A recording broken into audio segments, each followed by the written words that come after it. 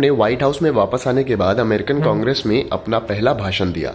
ये उनका दूसरा कार्यकाल शुरू होने के बाद पहला संयुक्त सेशन था, जिसमें उन्होंने अपने 43 दिनों के काम पर चर्चा की।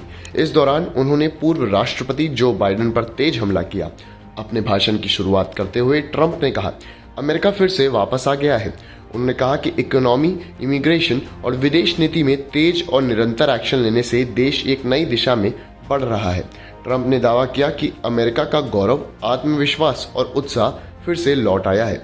उनका कहना था कि अमेरिकन सपना पहले से भी बड़ा और बेहतर हो रहा है। उन्होंने कहा, सिर्फ 43 दिनों में हमने वो काम कर दिया जो पिछली सरकारों ने 4 साल में भी नहीं किया। उन्होंने जो बाइडेन को अमेरिका का सबसे खराब राष्ट्रपति बताया।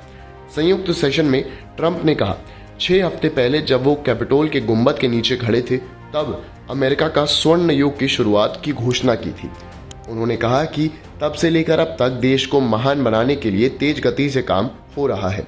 43 दिनों में हमने वो हासिल किया जो अक्सर सरकारें 4 या 8 साल में भी नहीं कर पाती। उनका कहना था कि अमेरिका का उत्साह, गौरव और आत्मविश्वास फिर से लौट आया है। कांग्रेस में अपने भाषण के दौरान ट्रंप ने भारत का नाम उन देशों में शामिल किया जो अमेरिकन इंपोर्ट पर ज्यादा टैरिफ लगाते हैं। उन्होंने कहा, दूसरे देशों ने कई सालों से हम पर अनफेयर टैरिफ लगाया है और अब हम भी इनसे निपटने वाले हैं।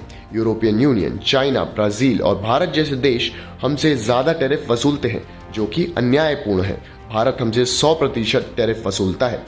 यह व्यवस्था अमेरिका के लिए उचित नहीं है और कभी भी नहीं थी।